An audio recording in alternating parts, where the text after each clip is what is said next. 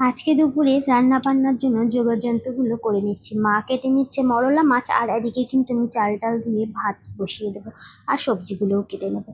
তো আজকে দুপুরে কি রান্না বান্না হয়েছে সেগুলো তো তোমরা ভিডিও শেষে দেখতেই পাবে। তোমাদের সাথে ভাবছি আজকে কিন্তু ভগবান শ্রীকৃষ্ণের ছোট্ট একটা কাহিনী শেয়ার করব। খুব মন চাইছে গো তোমাদের সাথে শেয়ার করতে। আসলে আমি নিজে শুনেছি তো আমার খুব ভালো লেগেছে, তাই ভাবলাম তোমাদের সাথেও একটু গল্পটা বলি। আমরা সবসময় দেখি ভগবান শ্রীকৃষ্ণের মাথায় কিন্তু ময়ূরের পেখম, কিন্তু এই ময়ূরের পেখমটা কেন, কিসের জন্য তিনি মাথায় ধারণ করেছেন, সেই কাহিনীটি কিন্তু আমরা অনেকেই জানি না। আসলে এই কাহিনীটি শুরু হয়েছিল প্রভু শ্রী রামচন্দ্রের সময়, যখন তিনি মাতা সীতার সাথে বনবাসে কাটাচ্ছিলেন। তখন একদিন মাতা সীতার খুব জল তেষ্টা পায়। তখন প্রভু শ্রীরামচন্দ্র বনের ভেতর জলের সন্ধান করতে লাগে। তখন তার একটি ময়ূরের সাথে দেখা হয়, এবং তখন ময়ূরটি বলে, প্রভু, আমি আপনাকে জলের সন্ধান দিতে পারি। আপনি এক কাজ করুন, আমি উড়ে উড়ে যাব, আর আমার একটা করে পেখম আমি ছড়িয়ে দিতে দিতে যাব। আপনি সেই পথ অনুসরণ করে আমার সাথে সাথে যাবেন, এবং শেষমেশে আপনি কিন্তু জলের সন্ধান পাবেন। প্রভু কিন্তু ময়ূরটির সেই পেখম অনুসরণ করে করে যেতে লাগলেন, এবং শেষে কিন্তু তিনি সেই জলের সন্ধান পেলেন। কিন্তু ময়ূরটি অনেকটা পথ উড়ে যাওয়ার জন্য সে কিন্তু সেখানেই তার প্রাণ ত্যাগ করলো। কিন্তু প্রভু যখন দেখলেন তার জন্য সে এত বড় একটা আত্মবলিদান দিয়েছে, তখন তিনি খুশি হলেন এবং তাকে আশীর্বাদ করলেন যে পরের জন্মে তিনি যখন শ্রীকৃষ্ণ রূপে অবতার গ্রহণ করবেন, তখন কিন্তু তিনি এই ময়ূরের পেখম তার মস্তকে ধারণ করে তার মস্তকে সৌন্দর্য বৃদ্ধি করবে। তো এই হলো কাহিনী, যে কারণে শ্রীকৃষ্ণ কিন্তু তার মাথায় সবসময় ময়ূরের পেখম লাগিয়ে রাখে। তো গল্পটা কালকে আমি নিজে শুনেছি ইউটিউবের একজনের কাছ থেকে, তো শুনে আমার ভীষণই ভালো লেগেছে, তাই জন্য তোমাদের সাথে একটু শেয়ার করলাম। আর তোমাদের সাথে গল্প করতে করতে আমার কিন্তু অনেকগুলোই কাজবাজ সারা হয়ে গেছে।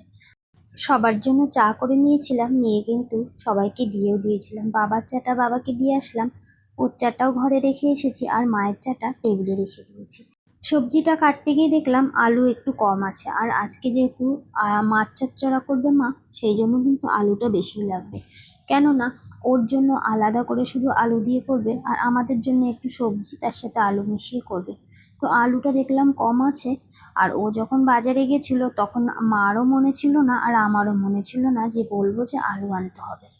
তারপরে ওকে যখন বললাম, ও বললো ঠিক আছে, অনলাইনেই এনে দিচ্ছি, যেহেতু দুধও আনা লাগবে আর আলুও আনা লাগবে, তো একসাথে দিয়ে দেবো অর্ডারটা। তারপরে ও আলু আর দুধ অর্ডার দিয়েছিল, সেটাই দিয়ে গেল। আমি কিন্তু সেগুলো ফ্রিজে রেখে দিয়েছি। আর এইবার কিন্তু আমি ঘর মুছে নিচ্ছি। ঘরটার মোছা হয়ে গেলে স্নান করে পুজোও দিয়ে নিয়েছি। তারপরে এই যে দুপুরবেলায় কি রান্না হয়েছিল সেটাই তোমাদের দেখাচ্ছি। এটা হচ্ছে পটল দিয়ে, বেগুন দিয়ে, আলু দিয়ে মিক্স করে ছোট মাছ দিয়ে, মানে মরলা মাছ দিয়ে চচ্চড়া। আর এটা শুধু আলু দিয়ে মরলা মাছ দিয়ে চচ্চড়া, যেহেতু ও সবজি খাবে না সেই জন্য।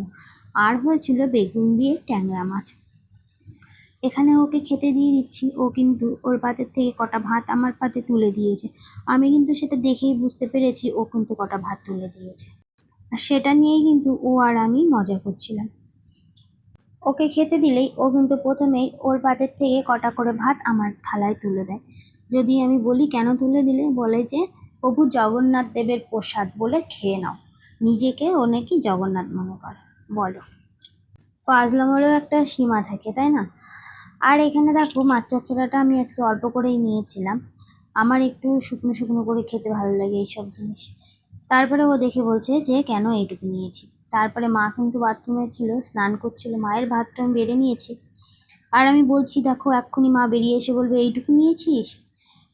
কারণ মা কিন্তু যখনই কাউকে কিছু দেয় ভীষণ পরিমাণে, মানে যা লাগবে তোমার তার থেকে বেশিই দেয়। সেই কথাটা আমি আর ও বলাবলি করছিলাম, এরই মধ্যে কিন্তু মা বেরিয়ে এসেছে বাথরুম থেকে।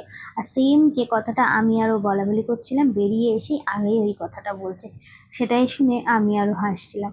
তো এখন এর মতো এই পর্যন্ত বন্ধুরা, দুপুরের খাওয়া দাওয়াটা কমপ্লিট করে নেবো। তোমরাও সবাই দুপুরের খাওয়া দাওয়া কমপ্লিট করে নাও।